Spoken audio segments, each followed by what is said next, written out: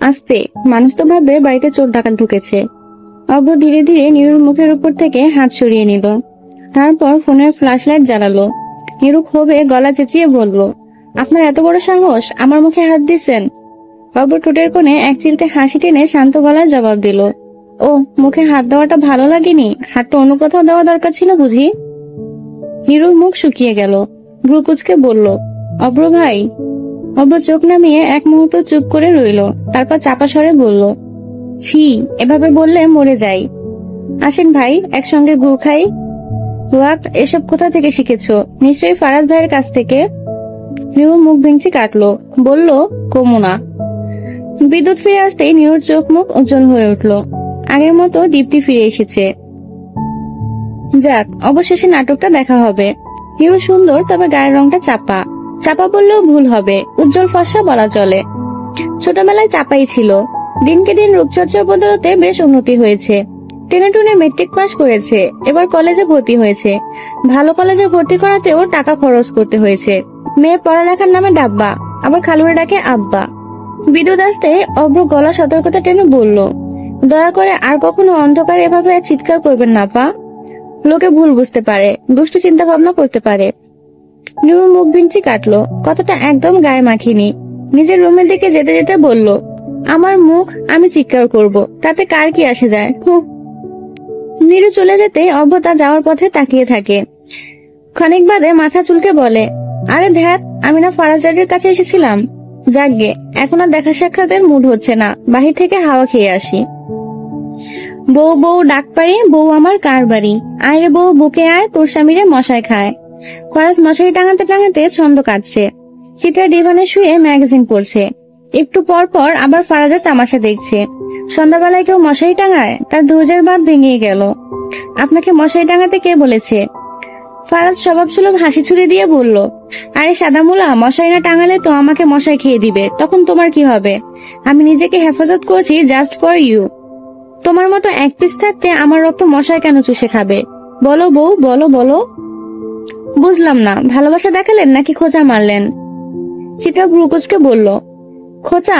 ওইটা আবার কি জিনিস? দেখো বউ, আমি তোমাকে ভাতেও মারবো না, কথায়ও মারবো না, আমি তোমাকে ভালোবাসায় মারবো।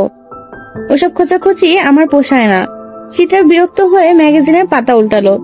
আচ্ছা, আপনি কাজ কি করেন? শুধুই কি মাছের ব্যবসা? এই ব্যবসা এত লাভ? আপাতত তোমাকে আদর করা ছাড়া আমার আর কোনো কাজ নেই। মস্করা করবেন না, বিষ ধরে গায়ে, মরে যায় আপনার এসব কথা শুনলে। ফারাজ মশারি ফেলে চিত্রার কাছে এগিয়ে এলো। এক ঝটকায় তাকে কোলে তুলে বিছানার দিকে পাড়ি জমালো। চিত্রা ধস্তাধস্তি করছে, তা দেখে ফারাজ এসে গান ধরলো, মরবে না মরবে না, রাধে মন্ত্র ভালো জানি, দু একখানা জারা দিয়ে বিষ করিব পানি। চিত্রার বিরক্তি আরো বেড়ে গেল। ফারাজের এই নাটকীয়তা যেন শেষই হচ্ছে না। তবুও সে চুপ করে আছে, হয়তো নাটকের পরবর্তী অংশ দেখার জন্য। মশারির কাছে যেতে রোম্যান্সের ছন্দপতন। মশারির ভেতর ঢুকতে গিয়ে ফারাজের মুড একেবারে ফুস। এই ঘোড়ার ডিমের মধ্যে বউকে কোলে নিয়ে সে কি করে ঢুকবে? রাগে সে এক হাত দিয়ে চিত্রাকে শক্ত করে বুকের সঙ্গে চেপে ধরে আর অন্য হাত দিয়ে টেনে হিঁচড়ে মশারি ছিঁড়ে। চিত্রা এতক্ষণ ফারাজকে হাজারটা কথা শুনিয়ে চুপ হয়ে গেছে। ফারাজের চোখের দিকে চেয়ে আছে সে। লক্ষণ ভালো ঠেকছে না। 999-এ কোনোভাবে একটা কল করা যায় না? ফারাজ চিত্রার পাশে ধপাস করে শুয়ে পড়ল। চিত্রাকে নিজের বুকের উপর শুয়ে বলল, একটু আমার বুকে মাথা রাখো না, তুমি হিনা বুকটার কেমন ফাঁকা ফাঁকা লাগে। ফারাজ চিত্রার হাত দুটো আলতো করে নিজের আয়ত্তে নিয়ে হাতের উপর চুমু খায়। একটি নয়, দুটো নয়, পরপর বেশ কয়েকটা। চিত্রা বাধা দেয় না, আবার তার বাধা দিতেও ইচ্ছা করছে না।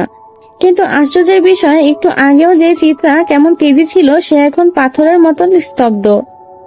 ফারাজ চিত্রার ওষ্ঠে ছোঁয়ায় নিজেকে ধন্য করার আগে রুমের দরজাটা ঠাস করে খুলে যায়। চিত্রা লজ্জায় বিছানার কোনায় ছিটকে যায়। বিরক্তির ফলে ফারাজের মুখ থেকে চ উচ্চারিত হয়, না, এই বাড়িতে আর থাকা যাবে না। এখানে সবাই তার রোমান্সের মুন্ডু ঢুকিয়ে দেয়। জলদি ঢাকা ফিরতে হবে, আর নয়তো একেবারে ডেনমার্ক। খালু। মিতালি একবার ঘরের দিকে তাকালো। মশারি ফ্লোরে এক খোবড়ো হয়ে পড়ে আছে। এই রুমে কি ভূমিকম্প হয়েছে নাকি? মিতালির মোটা মাথায় আসলেই কিছু ঢুকছে না। ধুরবাল, ঘরের দরজাটা লাগাতে মনে নাই। ধ্যাত, একটা ভুল সারা জীবনের কান্না। আরে মাতারি, তুই দরজা নক করে আসতে পারলি না? নেক্সট টাইম এই ভুল করলে তোকে আমি গু খাওয়াবো। ভুল হয়ে গেছে, মাফ চাই। গু খাওয়ান আর যাই খাওয়ান, আগে আমার কথাটা একটু শুনেন। কন্টিনিউ। ওইটা আবার কি? মনটা চায় তোকে? ফারাজ থামলো, পুনরায় শুধালো, কি হয়েছে ওইটা বল। খালু, নীলু নামে একটা মাইয়া এসে বাড়িতে, অবস্থা খুব খারাপ, কি করবো খালু?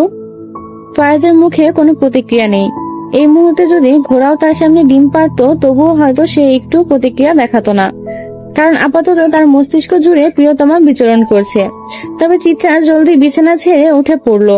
নীলু এসেছে, তার মানে নীলু কিছু হয়নি, সে ঠিক আছে। অন্দরমহলে পৌঁছাতেই চিত্রা মিতালির দিকে তাকালো। মিতালি কিং কর্তব্য বিমূঢ়। কিছুক্ষণ আগেও যে মেয়েটাকে সে এখানে বসিয়ে রেখে গিয়েছিল সে গেল কোথায়? চারপাশে তাকিয়ে মেয়েটাকে কোথাও দেখতে না পেয়ে সে উদগ্রীব হয়ে উঠল। নীলু, মিতালি ডাক দিল, কোনো সাড়া নেই। ডাকাডাকির শব্দ শুনে উপরতলা থেকে রুমানা এলাহি, রোশন, রাজন সহ বাকিরাও বেরিয়ে এলো। এক মুহূর্তে বাড়ির পরিবেশ পাল্টে গেল। সবাই উৎকণ্ঠিত হয়ে এদিক ওদিক তাকাচ্ছে।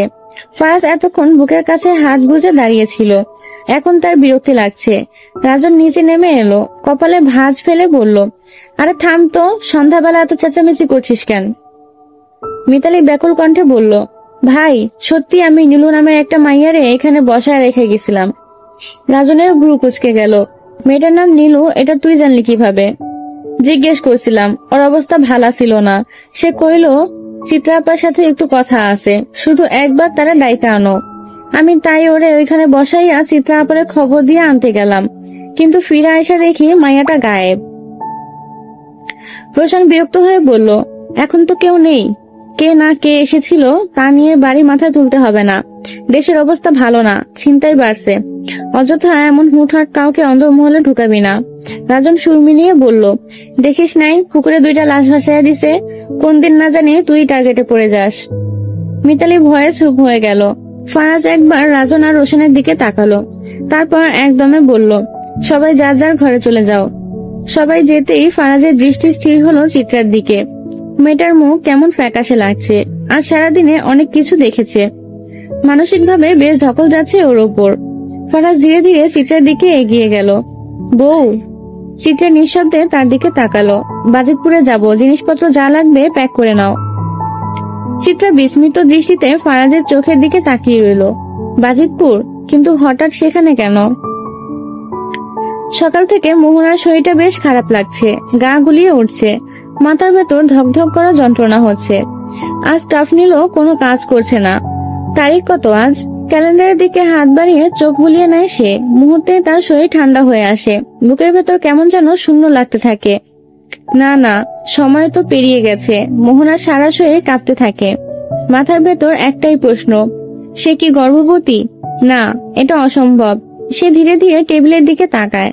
রোশন সেখানে বসে কিছু হিসাব করছে, ব্যবসায়িক ব্যাপার স্যাপার নিয়েই ব্যস্ত। ভুলেও রোশন কিছু জানলে চলবে না। কিন্তু যদি জানতে পেরে যায়, যদি সে ধরা পড়ে যায়? মোহনার শ্বাস গলায় আটকে আসে। বাচ্চার কথা মনে পড়তেই ভেতরটা শীতল হয়ে যায়। না, সে আর সন্তানহারা হতে চায় না। বাচ্চার কান্না তাকে রাতে ঘুমাতে দেয় না। সে জানতে পারলে একেও মেরে ফেলবে। মোহনা নিজেকে আরেকবার সান্ত্বনা দেয়, আগে পরীক্ষা করতে হবে। যদি সে গর্ভবতী না হয় তাহলে তো এসব ভয় অযৌক্তিক। মোহনা। রোশনের ডাক শুনে চমকে ওঠে সে। জি। কণ্ঠ কাঁপছে। এক গ্লাস পানি দাও তো। মোহনা ভয়ে ভয়ে জগের দিকে এগিয়ে যায়। খাটের পাশে রাখা ছোট্ট টেবিলের ওপর ঝকটা ছিল। গ্লাসে পানি ঢালতে গিয়ে মোহনার হাত কাঁপছে, তবুও সে নিজেকে সামলে নেয়। পানি নিয়ে রোশনের দিকে এগোতেই আবারও ডাক পড়লো, এই মোহনা। চমকে ওঠে সে। হাত ফসকে গ্লাসটা পড়ে যায় মেঝেতে। মুহূর্তের মধ্যে ভেঙে চূর্ণ বিচূর্ণ হয়ে যায় কাঁচের গ্লাসটা। রোশন এক ঝলক ভাঙা কাঁচের দিকে তাকায়, তারপর মুহূর্তের মধ্যে মোহনাকে টেনে নিয়ে আসে কাছে। গলা চেপে ধরে দাঁতে দাঁত পিষে বলে, কি লুকাচ্ছ জানেমান? আমাকে চিনো তো?